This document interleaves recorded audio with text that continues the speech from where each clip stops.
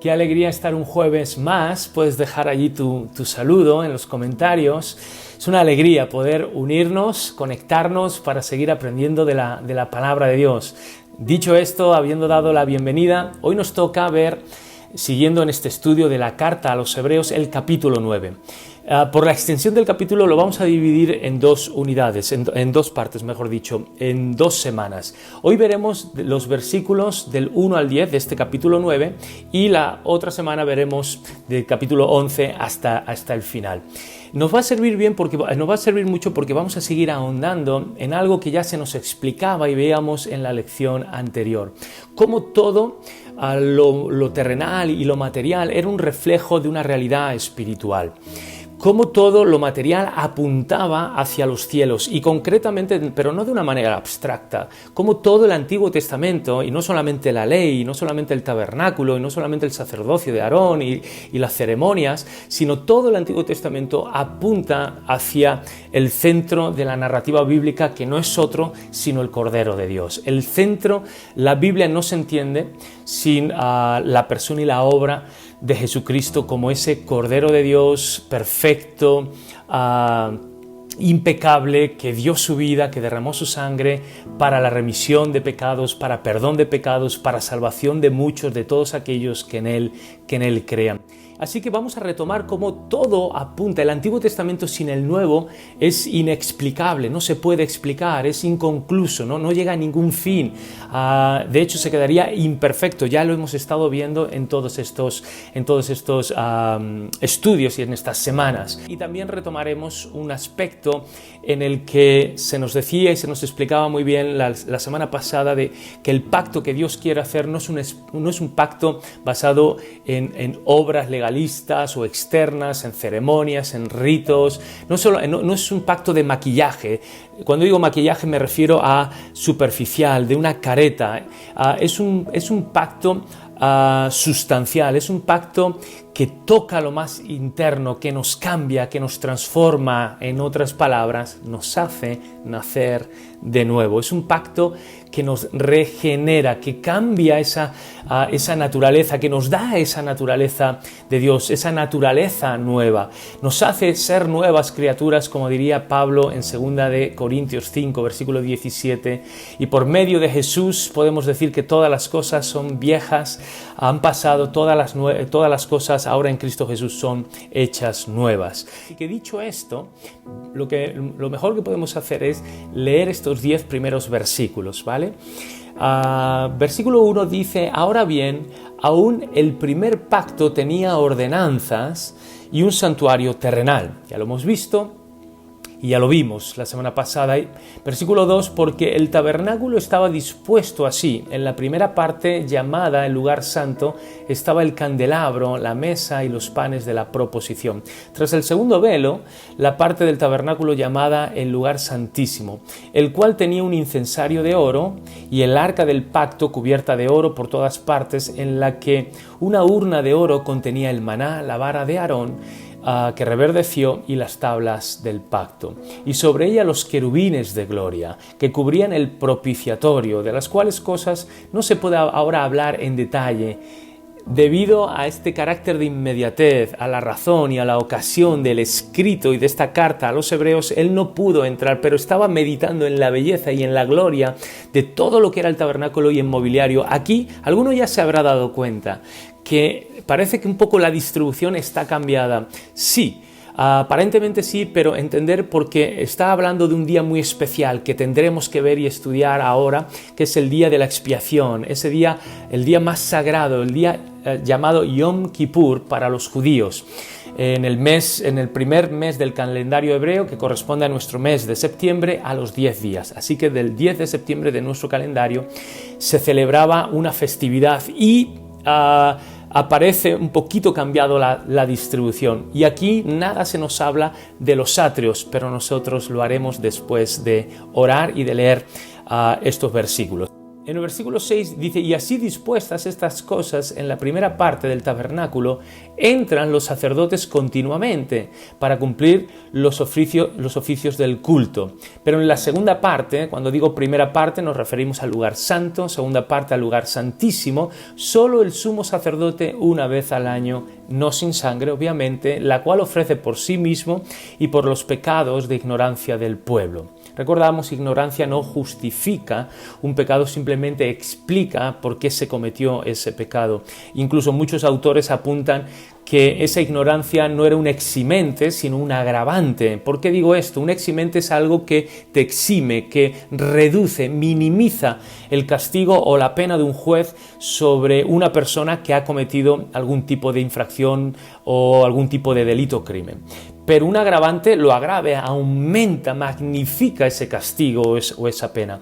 Bueno, la ignorancia nunca sería un eximente porque la ley, los mandamientos, las ordenanzas y los preceptos de Dios ya habían sido declarados, el pueblo ya lo sabía, habían sido escritos, Moisés se los declaraba, constantemente los sacerdotes lo hacían, tenemos como los profetas a lo largo de la historia del pueblo lo hacían, así que la ignorancia no debería haber tenido lugar en sus vidas. Así que si eran ignorantes no era por ignorancia a causa de que no habían tenido acceso a una información, sino eran ignorantes a causa de su negligencia. Eran ignorantes por negligentes, por haber obviado, haber dejado a un lado o haber olvidado o no estudiado, no haber sido diligentes a la hora de estudiar la ley de Dios. Así que simplemente quería apuntar ese detalle, porque aquí se nos decía por los pecados de ignorancia del pueblo, que entendamos bien ese concepto. Versículo 8 dice, dando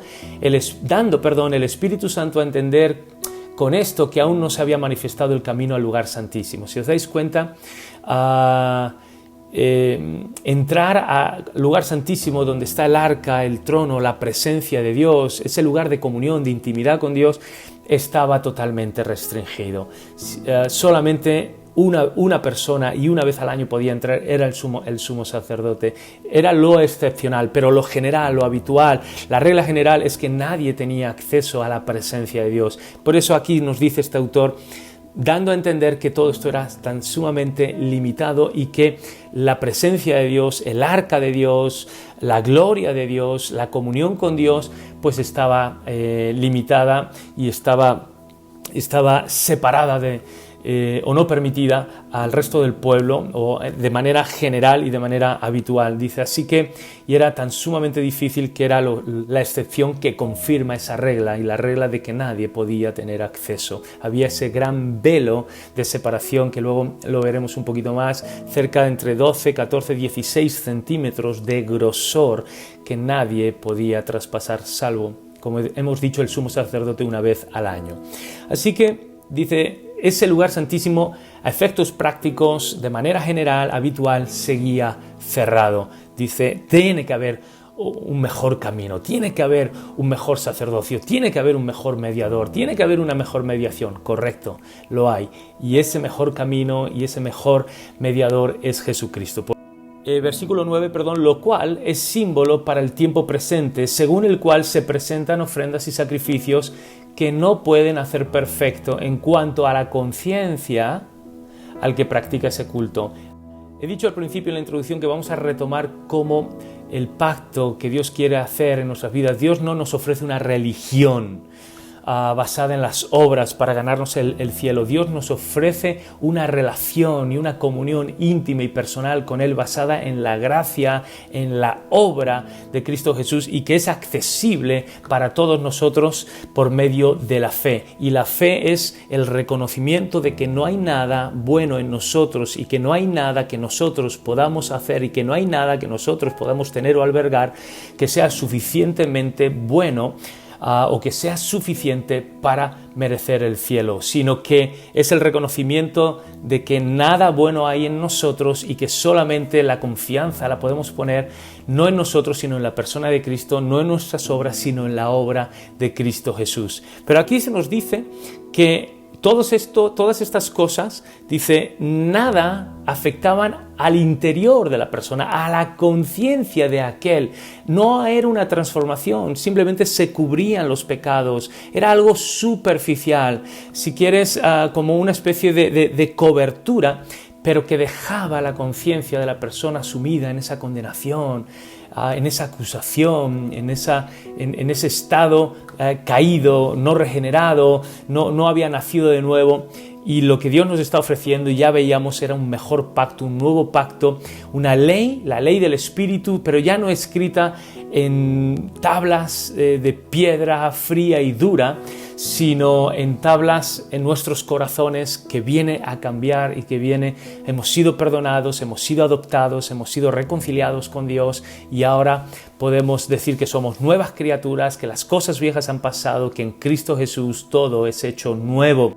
Versículo 10, ahora sí, ya que consiste, dice, solo de comidas y bebidas y de diversas abluciones y ordenanzas acerca de la carne, impuestas hasta el tiempo de reformar todas las cosas. Se nos habla que lo anterior solamente consistía, Pablo dirá en Romanos, a ver, el reino de Dios no consiste ni en comida ni en bebida, más bien consiste en amor, en paz, en justicia, en el Espíritu. El reino de Dios es mucho más, no se accede a través de unos ritos o de unos sacramentos o de unas obras, o de comer ciertas cosas o no comer ciertas otras cosas. Jesús se lo diría a los fariseos: si lo que contamina al hombre no es lo que entra, sino lo que sale. No es lavar las manos lo que nos hace santos, no es comer ciertos alimentos los que nos purifica el corazón, es un arrepentimiento, es un nuevo nacimiento, es la gracia de Dios, es aceptar a Jesús como Mesías, como Señor y Salvador, ver que Él es nuestro único mediador y nuestro único puente y camino a Dios Padre. Jesús dijo que lo que contamina justamente es lo que sale del corazón, porque ahí de la abundancia del corazón habla la boca, y de ahí de la boca salen pues mentiras, engaños, y de ahí del corazón salen a través de nuestras obras pues homicidios y todo tipo de mal, todo tipo de maldad, todo tipo de delito, crimen, perversión y transgresión. Así que dice, ordenanzas acerca de la carne impuestas, fijaros, hasta, y pone ahí un tiempo, dice hasta el tiempo de reformar. La palabra reformar en griego significa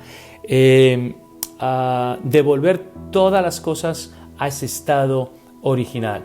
Así que todo esto fue la antesala, la transición hasta la llegada de Jesús, donde Él devolvería a ese plan original, a esa comunión que un día Adán y Eva tenían y perdieron. Es por medio de Jesús que todas las cosas volverán a ser restauradas, vuelven a ser restauradas para todos aquellos que en Él creen. Volvemos a tener esa comunión con Dios, volvemos a experimentar su presencia, volvemos a ver su gloria. La vergüenza con la que nos cubrimos o que nos hizo cubrirnos es quitada, hemos sido perdonados, hemos sido lavados, ya no hemos sido echados de la presencia ni del huerto del Edén. Ahora somos introducidos de nuevo a la presencia de Dios para formar parte de su familia y estar en su casa. Bueno, dicho esto, y nos vamos a quedar aquí. La semana que viene, como comentaba al principio, veremos los otros versículos.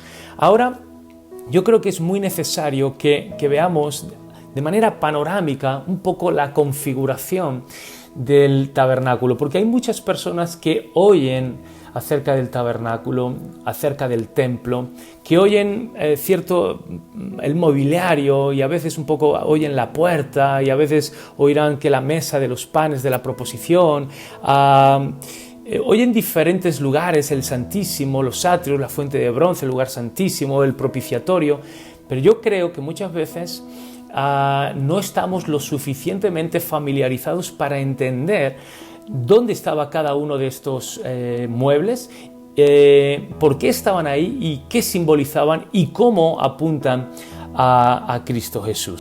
El tabernáculo se dividía en tres partes, y ahí lo puedes ver también en la imagen, cómo tenía toda una cortina alrededor con una puerta de entrada que daría a los atrios, ese primer lugar, y luego encontraríamos lo que es el tabernáculo en sí, con un primer velo que daría lugar, después del altar de bronce y después de la fuente de bronce, entraríamos a lo que es ese tabernáculo, dejaríamos atrás los atrios, entraríamos a ese tabernáculo en sí, donde habría un primer velo que daría acceso a ese lugar santo. Por eso hemos leído en estos versículos el primer velo.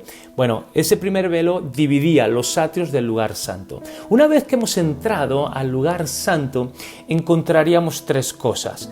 Encontraríamos, por un lado, la mesa de los panes de la proposición, encontraríamos el candelero de oro y también encontraríamos el altar del incienso. Y ahí, detrás del altar del incienso, encontraríamos el segundo velo, que ese sí que era ese velo de separación que separaba y apartaba la presencia de Dios, donde estaba el lugar santísimo, del resto de sacerdotes. Ese segundo velo, de un grosor de 14-16 centímetros, daba acceso a donde estaba la Shekinah, donde estaba la gloria de Dios. Como hemos leído, solamente el sumo sacerdote una vez al año podía entrar. Es ese mismo velo, segundo velo, llamado aquí en el capítulo 9, que fue rasgado cuando Cristo muere. Dice que el velo del templo se rasgó de arriba a abajo, desde el cielo hacia la tierra, desde Dios hacia los hombres, dando a entender que la autoría y el poder de ese rompimiento y de ese velo rasgado vino de parte de Dios, vino del trono de Dios. Lo que era imposible para los hombres, Dios lo hizo posible y vino de lo alto hacia abajo.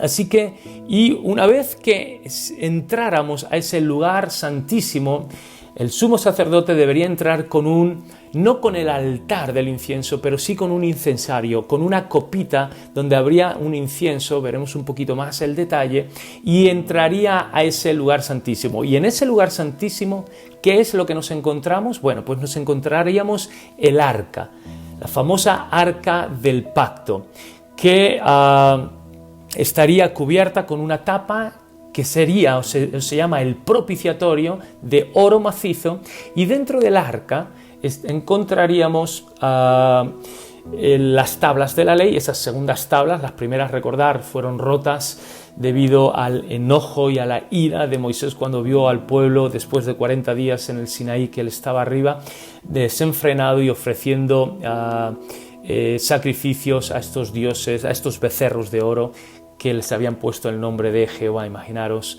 la abominación que eso representaba. Se encontrarían estas segundas tablas, se encontraría la vara de Aarón que reverdeció, y también se encontraría el maná que el Señor les daba.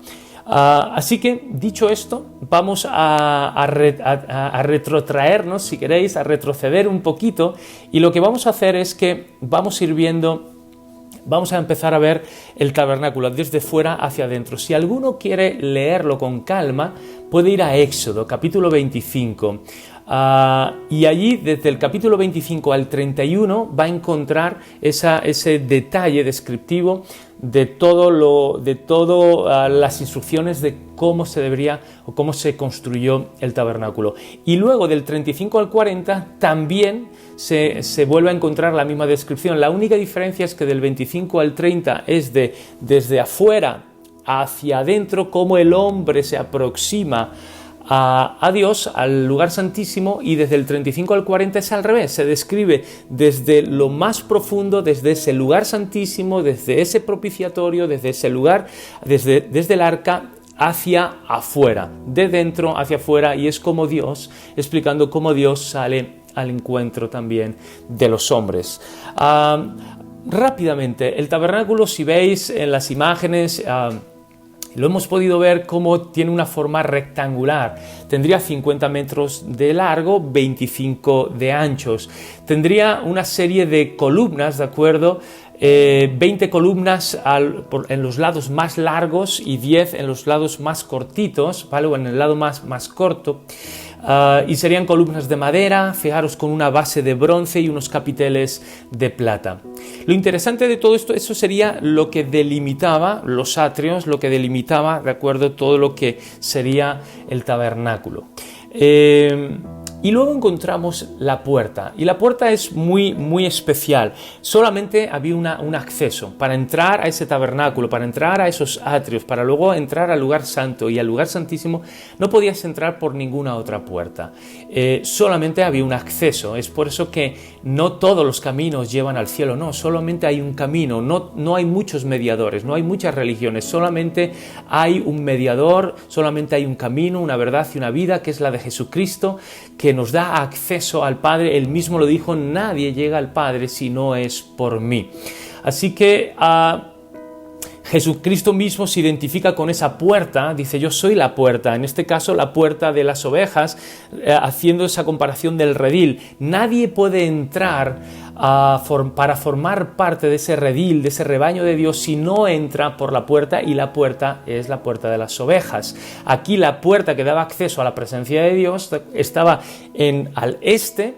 Recordar que siempre la puerta de la hermosa, la puerta de la dorada, siempre estaba en la parte este de la muralla de Jerusalén, en la parte este del templo, porque se entendía que Dios y la salvación vendría siempre del este y vendría siempre del nacimiento del sol, ese sol de justicia que se levantaría y brillaría sobre nosotros y nos traería esa libertad. Así que siempre se esperaba esa venida, esa bendición y esa salvación, ese sol de justicia que se levantara del este. Por eso la puerta da hacia el este, y solamente hay una, es exclusividad. El acceso a la comunión con Dios solamente es exclusivo de Jesucristo. Y ahí vemos que esa puerta tendría también sus columnas que la sostenían. Vemos ahí la imagen, y hay diferentes bocetos, hay diferentes diseños, pero lo importante es que estaba constituida de 4 colores. Estaba constituida de ese lino torcido, estaba constituida también de ese rojo carmesí, de ese azul cielo, azul celeste, y también de ese púrpura. Jesucristo es la puerta, y Jesucristo es el que nos da la bienvenida. Todos aquellos que se acercaban al tabernáculo, entendiendo que se acercaban al tabernáculo para tener comunión con Dios y entrar en la presencia de Dios, lo primero que se encontraban es esa puerta. Y como hemos dicho, todo apunta, el testimonio, nos dice el Apocalipsis, el espíritu de la profecía es el testimonio de Jesús, es decir, toda profecía apunta hacia la revelación y la manifestación tanto de la obra como de la persona de Cristo. Lo primero que encontramos es la puerta. Lo que nos da la bienvenida es esa puerta, es decir, cuando nos queremos buscar a Dios y tener comunión con Dios para recibir perdón de pecados, el que nos da la bienvenida es Jesucristo. Y esos 4 colores obviamente hablan de esos 4 rasgos, de esas 4 características. El rojo carmesí nos habla de Jesucristo como nuestro Salvador, que daría su vida por nosotros. El azul, obviamente, muchos lo identifican incluso con el Evangelio de Lucas. El azul, obviamente, habla de esa naturaleza divina, del celestial, el Hijo de Dios, Dios encarnado. Muchos lo identifican con el Evangelio de Juan. Luego encontramos el púrpura. Ese color era más valioso y más caro que el oro, identificado con la realeza, con la nobleza. Nos habla acerca de la nobleza y de la realeza de Jesucristo. Muchos lo identifican con el Evangelio de Mateo, que muestra a Cristo como ese Rey de Reyes. Y luego encontramos ese lino, lino blanco, esa vida perfecta, con el que también se vestían los sacerdotes, y nos habla de ese servicio, de ese siervo poderoso, y muchos lo hablan acerca del Evangelio de Marcos. Si traspasamos la puerta, que tendría estos 10 metros de ancho y 2,5 metros de altura, lo primero que ya entramos a los atrios, y en los atrios lo que nos encontramos, lo primero es el altar de bronce. Fijaros, es muy curioso porque el altar de bronce es mucho más ancho que alto.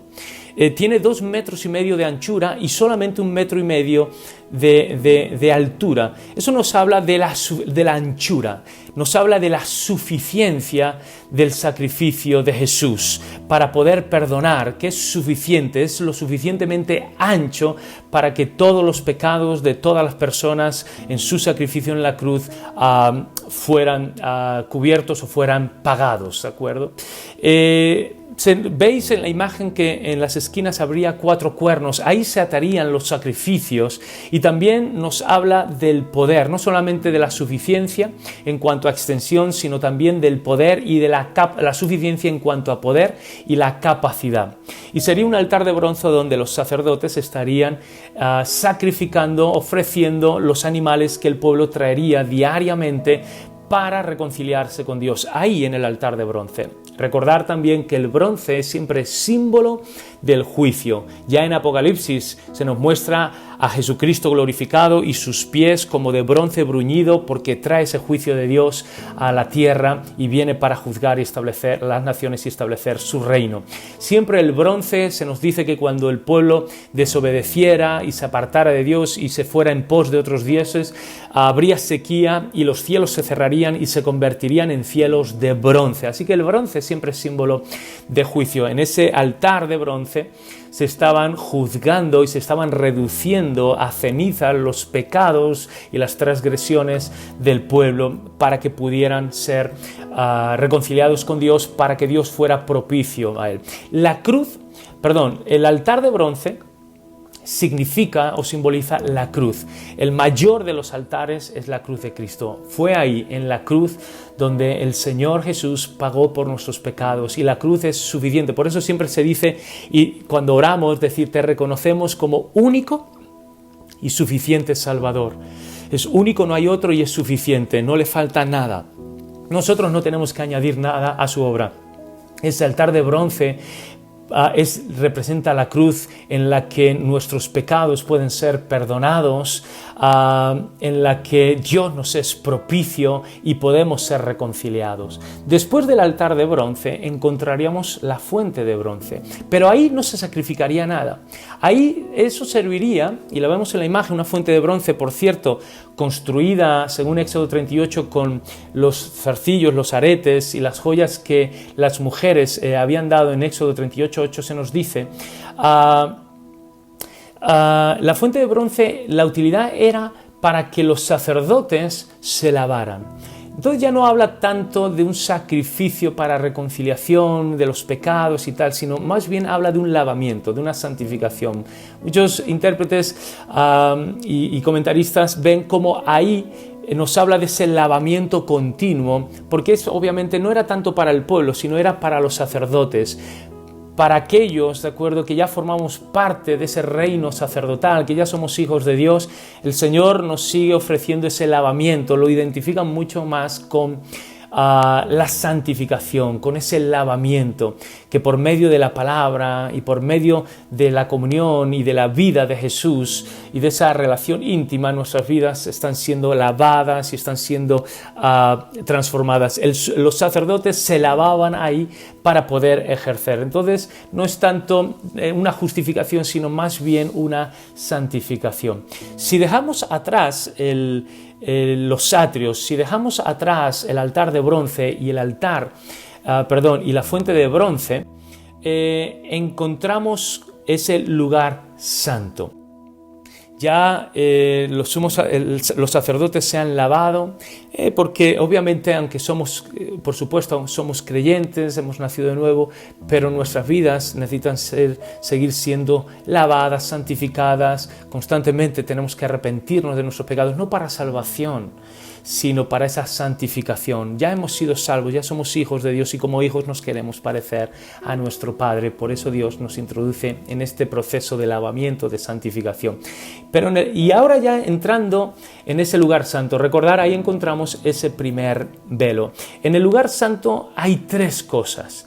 Encontramos, de acuerdo, ese candelero de oro que estaba situado al sur. Encontramos también al norte esa mesa de los panes de la proposición y ese altar del incienso, de acuerdo, también que estaría pegado al lado oeste y estaría muy pegado a ese segundo velo. Fijaros, aquí en ese lugar santo encontramos esa mesa de los panes, una mesa que cada 7 días se tendría que poner, lo veis en la imagen, sería una mesa y habría 2 columnas de panes, cada una de ellas contendría 6 panes. Esos quedarían allí, los ponían los sacerdotes y se quedarían allí durante 7 días y los sábados se repondrían, habría nuevos panes y los antiguos, los viejos, entonces serían consumidos por los sacerdotes, como parte de su sustento y como parte también de toda su obra sacerdotal. Jesucristo mismo dice que Él es el pan de vida, cómo se identifica también con ese maná y también como ese pan de vida en Juan capítulo 6. Eso nos habla de Cristo como nuestro alimento, de Cristo como nuestro sustento, como Cristo como ese pan de vida. Hay un candelero que nos habla de ese espíritu, el espíritu de Cristo, con esos brazos que contienen frutos, con esas lámparas encendidas que brillan. Nos está hablando obviamente del espíritu de Cristo que trae esos frutos a nuestras vidas, que trae ese brillo, esos dones, esos regalos, esos carismas a nuestras vidas. Y como ese candelero, Cristo mismo se identifica con la luz del mundo y como el Espíritu de Dios hace que la luz de Cristo brille en nuestras vidas y a través de nuestras vidas y también trayendo esa obra, esos frutos y esos dones de Cristo, la obra y también la persona de Cristo formándose en nuestras vidas. Y en tercer lugar, ya al oeste, muy pegadito, como hemos dicho, al altar, al segundo velo, encontraríamos el altar del incienso, que sería, fijaros, sería ahora mucho más alto que ancho, sería 2,5 metros de alto y solamente 1,5 metros de anchura. Y eso nos habla, si el primer altar, que era de bronce, nos habla de la suficiencia del sacrificio de Cristo para justificar, reconciliar, la cruz nos está hablando, y eso se extiende mucho más hacia la humanidad, por eso es más ancho, tiene esa dimensión horizontal mayor. Aquí el altar del incienso tiene una dimensión vertical superior a la horizontal y nos habla justamente de esa adoración, nos habla de esa comunión. Se nos dice y representaba, y también en Apocalipsis se nos dice que esos incensarios, esas copas estaban llenas de incienso que representan las oraciones de los justos, de los santos. Tiene que ver con esa adoración, tiene que ver con esa comunión, tiene que ver con esa vida de oración en nuestras vidas. Y es por medio de Jesús, ¿de acuerdo?, que nosotros podemos tener esa comunión y esa adoración y tener en su nombre es que podemos orar, en su nombre y a través de Él es que podemos presentarnos y entrar en ese lugar santísimo. Detrás de esto ya encontraríamos el velo. Ese velo de separación, ese velo que, como he dicho, fue rasgado cuando Cristo muere, ese velo que apartaba y separaba la presencia de Dios, donde se encontraba el arca. En el arca encontramos, ¿de acuerdo?, estaría, el altar, solamente retrocedo, el altar de bronce era de bronce, el altar del incienso era de oro. Ahora, entrando en el lugar santísimo, hemos traspasado ya ese segundo velo. Solo lo podía hacer el sumo sacerdote una vez al año. Ahora, entrando a ese lugar santísimo nos encontramos el arca construida de madera, cubierta de oro, tanto por dentro del arca como también por fuera. Y una tapa, esa tapa se llamaba el propiciatorio. Encima de la tapa vemos esos 2 querubines de gloria con sus alas extendidas, enfrentados el uno al otro y sus alas extendidas hacia el frente, cubriendo también sus rostros. El propiciatorio es el lugar donde estaba la presencia de Dios. Dios le había dicho a Moisés: yo te hablaré desde el propiciatorio. Era donde estaba la presencia de Dios y donde la sangre también se tenía que derramar. Pero antes de entrar a la sangre y al propiciatorio, simplemente veamos un poquito por qué lo que hemos leído en Hebreos capítulo 9 parece que el incensario ya estaba dentro. Y esto se debe a lo siguiente.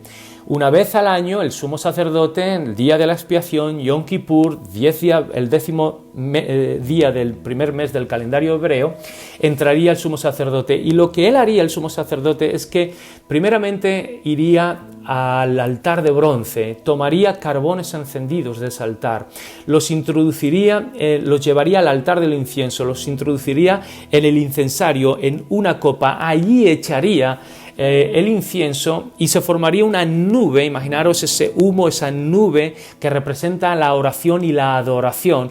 El sumo sacerdote, envuelto en esa nube de oración y de adoración, entraría al lugar santísimo. Por eso, para entrar en la presencia de Dios y tener una comunión íntima, debemos envolvernos de esa nube de oración y de adoración. Entraría al lugar santísimo y allí entonces podría ministrar. Por eso el autor de la carta a los Hebreos da a entender y dice, de hecho, que dentro del lugar santísimo, en ese día, porque está hablando, situémonos en el contexto, en la ocasión del momento, está hablando de ese día de expiación. Entraría en ese lugar santísimo con ese incensario. Por eso se dice que allí también estaba ese incienso, esa copa, ese incensario.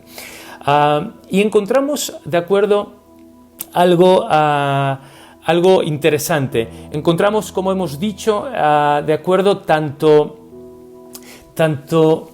dentro del arca, encontramos las tablas de la ley, por supuesto, pero encontramos la vara de Aarón que reverdeció y también encontramos el maná. Es curioso porque no se nos dice, en Éxodo 16 aparece y por primera vez Dios le da el maná al pueblo y dice que tomaran maná y que lo llevaran sí a ese lugar santísimo y que lo pusieran delante del propiciatorio, delante del testimonio. Cuando tú leas en Levítico la palabra testimonio, estamos hablando también del propiciatorio, estamos hablando del arca, y dentro del arca es la tapa de oro macizo. Dice que el maná se pusiera delante, no tanto dentro, sino delante. Y en Números 17, que la vara que reverdeció de Aarón fue porque había mucha queja y había muchos problemas y mucha división de por qué Aarón tenían que ser los mediadores, los sacerdotes y su familia y no otros. Entonces Moisés dijo, de todas las tribus, escoger a un representante, que cada representante de las 12 tribus tome una vara. Y volveremos al día siguiente, vamos a ver cuál es la vara que ha reverdecido. Van a estar delante de la presencia de Dios, y cuando volvieron solamente la vara de Aarón había reverdecido. Esa vara de Aarón vivificada y reverdecida fue lo que hizo en Números 17 que el sacerdocio de Aarón fuera aceptado y reconocido por todo el pueblo. Pero ya incluso ahí, y la Biblia nos dice que fue puesta delante del testimonio del arca, pero no tanto dentro. Y también se nos dice en 1 Reyes 8:9 que dentro del arca solamente estaban las tablas de la ley, no aparecía ni la vara ni tampoco el maná. Pero también hay tradiciones rabínicas que nos dicen que durante cierto tiempo sí que estos tres elementos estuvieron. Sea como sea, no es importante tanto la ubicación, sino lo que representan.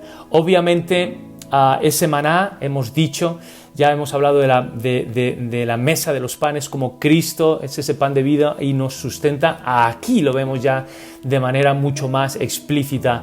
Cristo mismo dijo, yo soy ese maná de vida. Ese maná apunta hacia Jesucristo como nuestro sustento.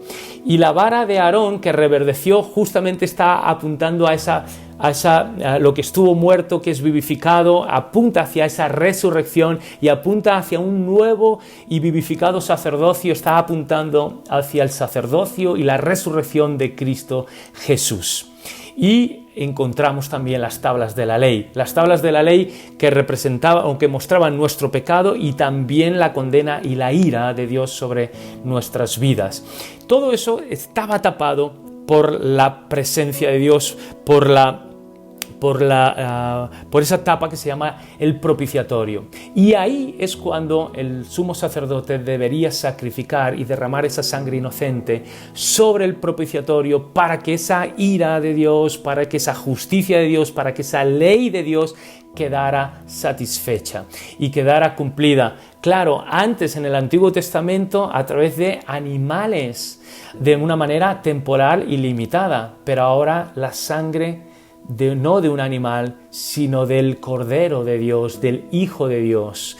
Una sangre perfecta, una sangre eterna, una sangre que ahora sí satisface plenamente todas las demandas de la justicia de Dios, satisface y aplaca perfectamente toda la enemistad o el enfado, el enojo que Dios pudiera tener con los hombres por medio de la sangre de Jesucristo sobre ese propiciatorio, sobre la presencia de Dios. Cubre, digamos, toda esa ley, cubren todas esas tablas y quedan satisfechas y quedan cubiertas. ¿Para qué? Remisión de nuestros pecados, para reconciliación nuestra, para perdón de nuestras vidas, para adopción de nosotros como hijos de Dios. Y es por eso que todo esto apuntaba, lo que ocurría en el Antiguo Testamento apuntaba hacia lo que había de ocurrir en la obra y en la persona de Jesús. Por eso todo esto apunta hacia Jesús. Y como yo te decía, y terminamos con esto, yo te decía que Jesús es tanto la ofrenda como el ofrendante, es tanto el cordero como el sacerdote, es tanto lo dado como el dador, y Cristo lo es todo, porque Cristo representa ese becerro perfecto y ese macho cabrío también perfecto. Cristo es ese cordero perfecto, es ese animal perfecto que es sacrificado y entregado por nuestras vidas, pero al mismo tiempo es ese sumo sacerdote que abre ese velo y que nos permite entrar en la presencia de Dios. Es ese sumo sacerdote que derrama también su sangre sobre el propiciatorio para que toda la ley que nos acusaba quede ahora satisfecha. Y ese es el propio Señor Jesús que dice: mi sangre ha sido derramada por causa tuya, a favor tuya, en lugar tuyo, para beneficio tuyo, para que ahora tu vida pueda ser perdonada, reconciliada, cambiada, transformada. Por eso todo esto eran las sombras de lo que había de venir. Sin Cristo Jesús de nada sirve el Antiguo Testamento, de nada sirve la ley, de nada sirve el tabernáculo, de nada sirve. Todo esto son las sombras de un santuario celestial, de un tabernáculo espiritual, de una obra perfecta, de un cordero perfecto, eterno, el Cordero de Dios, de un sumo sacerdote perfecto, no humano, sino en este caso Jesucristo. Así que como Cristo, fijaros, nunca tuvo pecado y nunca tuvo mancha, pudo ser ese cordero, pero también pudo ser ese sumo sacerdote. Y gracias a un cordero sin mancha y a un sumo sacerdote sin mancha y eterno, Cristo Jesús, ahora su obra también es perfecta y eterna para nosotros. Por eso dice, y lo veremos ya en el capítulo 9 y 10, una obra hecha una sola vez y para siempre. Ahora en Cristo Jesús podemos tener seguridad y confianza de que nuestras vidas están en sus manos y que nuestra salvación está segura en Él. Por medio de Jesús, de haber reconocido que Él es el camino, la verdad y la vida, de habernos arrepentido de nuestros pecados, haber declarado que Él es el Señor y nuestro Salvador, una vez que hemos confiado en Él para nuestra salvación, que su Espíritu, el Espíritu de Cristo, nos ha hecho nacer de nuevo y somos sus hijos.